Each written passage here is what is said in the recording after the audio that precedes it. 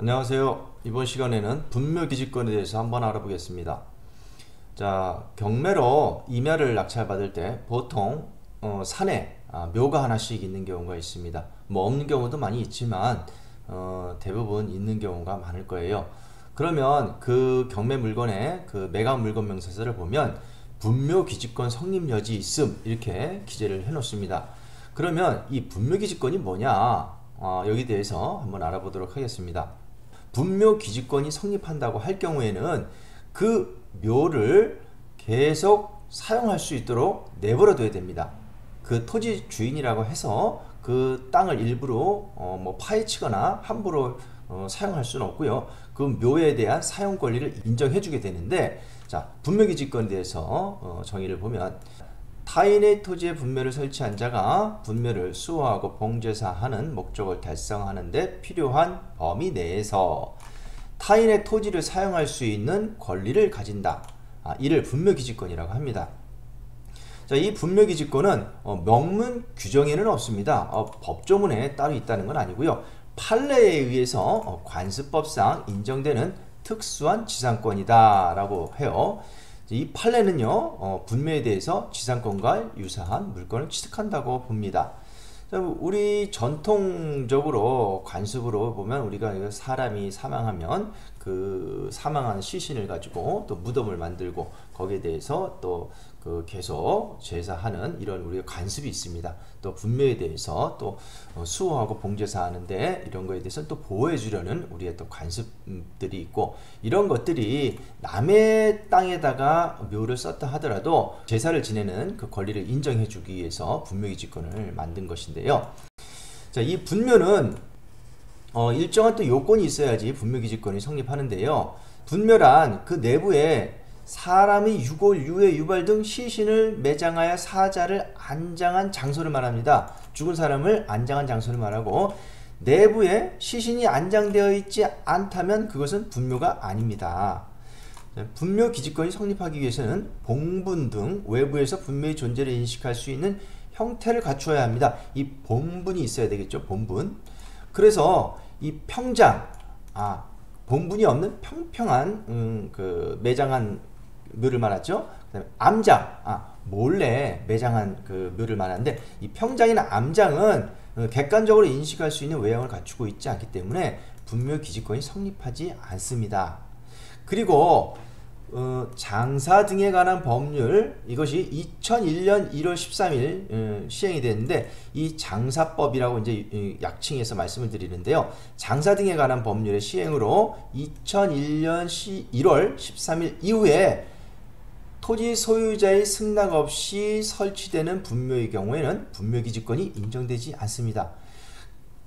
이 전에는 남의 토지에 분묘를 설치하고 한 20년간 지나면 성립을 인정해 줬는데, 2001년 1월 13일 이후에는 토지 소유자의 승낙 없이 남의 토지에 분묘를 설치한 경우에는 분묘기지권이 인정되지가 않습니다. 자, 이 중요해요. 자, 성립 요건을 보겠습니다. 분묘기지권이 성립하기 위해서는 이 세 가지가 있는데요. 첫 번째로 토지 소유자의 승낙을 얻어 분묘를 설치한 경우, 두 번째, 토지 소유자의 승낙 없이 분묘를 설치한 경우에는 20년간 평원 공연하게 점유한 경우. 자, 토지 소유자의 승낙 없이 분묘를 설치하더라도 20년간 평원 공연하게 점유했다. 자, 남에게 그 간섭받지 않고 그렇게 계속 봉제사를 했다라고 할 경우에 20년이 딱 지나면 분묘기지권이 성립하게 됩니다. 자, 세 번째, 자기 소유의 토지에 분묘를 설치한 자가 별도의 특약 없이 토지만을 양도한 경우, 내 토지에 분묘를 설치하고 이 토지를 매매를 했을 때 이 분묘를 철거한다는 별도의 특약 없이 매매를 하더라도 이 토지를 양수한 사람은 분묘기지권을 안고 사게 되는 거고, 그 분묘를 설치한 자는 분묘기지권을 취득하게 됩니다. 자, 이 효력을 보게 되면 이 분묘기지권이 성립하게 되면, 자, 어떻게 되냐? 당사자 간에 약정이 있으면 약정이 따르고, 약정이 없으면요, 분묘의 수호와 봉사를 계속하여 그 분묘가 존속하고 있는 동안 분묘기지권은 존속한다. 그러면 분묘의 수호와 봉사를 계속하여 그 분묘가 존속하고 있는 동안 그 계속 한마디로 영구적으로 분묘기지권을 이용할 수 있다는 것이죠. 성립한다는 것이죠. 그럼 이 분묘기지권이 미치는 범위는 어떠냐? 자, 분묘를 보면 이렇게 분묘가 있다고 할 때 미치는 범위가 어디까지냐 라고 하면 여기만 분묘기지권이 성립하는 것이 아니라 그 부분 외에 제사하고 지내려면 여기도 뭐 절도 해야 되고 뭐 술도 따라야 되고 뭐 이런 부분이 있죠. 이런 그 면적 요 부분까지 요 공지 요 부분까지 분묘기지권을 인정해 주는데, 자 보세요. 자, 분묘기지와 분묘기지 주의 공지. 분묘기지권은 분묘의 기지 자체뿐 아니라 그 분묘의 설치 목적인 분묘의 수호 및 제사에 필요한 범위 내에서 분묘의 기지 주의의 공지를 포함한 지역에까지 미치고 그 확실한 범위는 각 구체적인 경우에 개별적으로 정한다고 합니다. 예컨대 묘 한 기에 약 3평 정도 이렇게 보면 될 것 같아요. 자, 그리고 분묘의 신설 및 합장은 불허한다. 분묘기지권이 성립한다고 해서 이 분묘에 대해서 그 옆에 새로운 분묘를 하나 또 신설해서 만든다. 이건 안 되고요. 또 기존 분묘에 대해서 또 합장을 한다. 이거는 안 됩니다. 이거는 분묘기지권이 성립하지 않습니다. 이런 경우. 그러면 분묘기지권이 성립할 때 그 분묘를 사용하는 사람은 그 남의 토지를 사용하고 있는데 토지 사용료를 지료죠. 이 지료를 내야 하냐에 대해서 과거에는 이 지료는 지급할 필요가 없다고 이렇게 판결을 하였는데요. 자, 그 판결이 뒤집어졌습니다. 2021년 4월 29일 대법원 판결에서는 분묘기지권이 성립하더라도 지료를 청구할 수 있다라고 하였습니다. 그래서 남의 땅에 분묘를 설치해서 분묘기지권이 성립하더라도 기존에는 지료를 내지 않아도 됐지만 앞으로는 지료를 내야 된다는 판결입니다. 그래서 만약에 지료를 2년간 내지 않았다고 하면 이 지상권을 법정지상권과 마찬가지로 분묘기지권 소멸 청구를 할 수 있게 되고요. 그 소멸 청구를 받으면 소멸하게 됩니다. 그러면 분묘기지권이 성립하지 않게 되는 것이죠. 자, 분묘기지권 권리분석을 보겠습니다. 자, 경매를 낙찰받은 묘지에 묘가 있을 경우에 내가 임의로 내 땅이라고 해서 개장하거나 또 훼손한다면 형사처벌을 받을 수 있습니다. 여기서 형사처벌은 해당하는 분묘발굴죄에 해당될 수가 있으니 유의를 하셔야 되고요. 자, 이 분묘기지권에 있어서 묘는 분묘이어야 합니다. 그래서 분묘가 아닌 자연장법에 의해 치는 자연장의 경우 분묘라고 할 수 없죠. 본분이 없죠. 그렇기 때문에 본분이 없기 때문에 분묘기지권이 성립하지 않습니다. 그리고 분묘가 아니므로 개장의 대상이 되지 않습니다. 장사 등에 관한 법률에 우리 용어를 한번 잠깐 보겠습니다. 매장, 매장이란 시신이나 유골을 땅에 묻어 장사하는 것을 말하는데요. 시신, 사람이 죽은 것이죠. 죽은 거는 유골을 땅에 묻어 장사하는 것. 그러면 시신은 죽은 사람이고 유골은 시체 뼈 태우고 남아있는 뼈를 말하는데요. 이 유골은 화장하기 전의 용어고요. 화장한 것을 유골이라 하지 않고 골분이라고 표현합니다. 화장이란 시신이나 유골을 불에 태워 장사하는 것을 말합니다. 자연장이란 화장한 유골의 골분을 수목, 화초, 잔디 등의 밑이나 주변에 묻어 장사하는 것을 말합니다. 자, 개장이란 매장한 시신이나 유골을 다른 분묘 또는 봉안시설에 옮기거나 화장 또는 자연장하는 것을 말합니다. 따라서 시신이나 유골이 없는 자연장은 개장 대상이 되지 않습니다. 개장은 매장한 시신이나 유골을 다른 곳에 옮기는 것이기 때문에 이 매장한 곳에 시신이나 유골이 없다면 개장 대상이 되지 않습니다. 자, 분묘란 시신이나 유골을 매장하는 시설을 말합니다. 따라서 시신이나 유골이 없으면 분묘가 아니라고 봅니다. 자, 연고자는 사망한 자의 다음 강목의 관계에 있는 자를 말하며 연고자의 권리 의무는 다음 강목의 순서로 한다. 자, 첫 번째 배우자, 두 번째 자녀, 세 번째 부모, 네 번째 자녀 외의 직계비서 이렇게 됩니다. 분묘기지권 권리분석.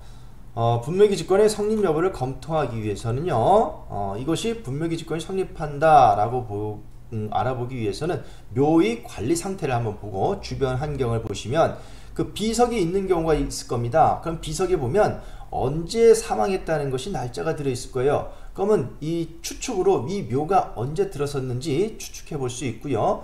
그럼 20년 전이다 라고 하면 얼핏 분묘기지권이 성립할 수가 있는 것이고요. 자, 아까 말씀드린 장사 등에 관한 법률이 2001년 1월 13일 날 발효가 됐는데 그 장사법 시행 이후에 묘가 설치됐고 비석이 들어섰다면 분묘기지권이 성립하지 않는다 라고 이제 보시면 될 거고요.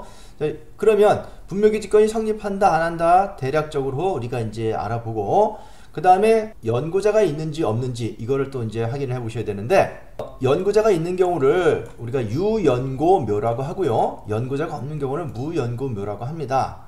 그러면 연고자가 있는 경우 유연고묘인 경우와 연고자가 없는 경우 무연고묘인 경우를 나눠서 한번 보겠습니다. 연고자가 있는 경우에는 분묘기지권이 성립하는 경우와 분묘기지권이 성립하지 않는 경우를 볼 수가 있겠는데 분묘기지권이 성립하지 않는다라고 하면 어떻게 돼요?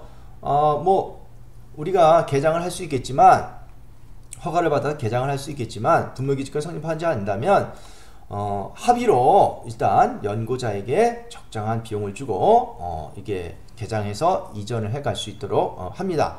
만약에 합의가 안 된다, 뭐 너무 많은 비용을 요구한다 라고 할 경우에는 분묘 연고자를 상대로 분묘 개장 소송을 제기해서 승소해서 개장을 할 수가 있습니다. 그리고 분묘기지권이 성립하는 경우, 분묘기지권이 성립하는 경우에는 어떻게 돼요? 이럴 경우에는 뭐 말 그대로 함부로 이장할 수도 없고 그냥 내버려 둬야 되는 상황이 되는데 이럴 경우에도 연고자를 만나서 연고자에게 적정한 비용을 주고 합의해서 이장을 합니다. 만약에 합의가 안 된다라고 할 때는 우리가 지료를 받을 수 있다 그랬어요. 우리가 대법원 판례에 의해서 지료를 받을 수 있으니까 그 지료를 청구를 하고 지료를 미납했다라고 할 경우는 어떻게 되죠? 분묘기지권 소멸 청구를 할 수 있고요. 소멸을 시키게 되면 분묘기지권이 없는 거니까 분묘 개장 소송을 제기해서 승소한 다음에 개장을 할 수가 있습니다.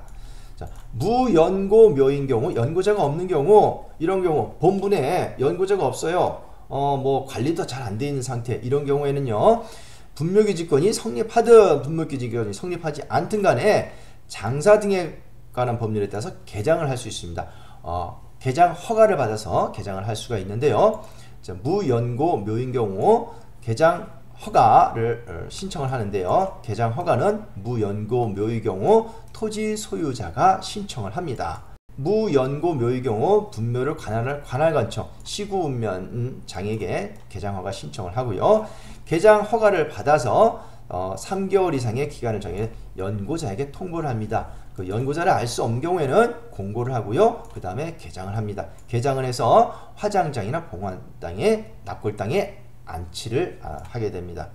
그럼 유연고묘, 묘가 있는 연고자가 있는 묘 같은 경우에는 개장 신고를 하는데 이 합의해서 이장할 경우에는 이제 연고자가 신청을 하게 됩니다. 그런데 이제 합의가 안 돼서 연고자가 합의가 안 됐다라는 경우엔 토지 소유자가 법원 개장 판결을 받아서 개장 신고를 할 수가 있습니다. 개장 신고서와 개장 허가서 양식이 이렇게 생겼습니다.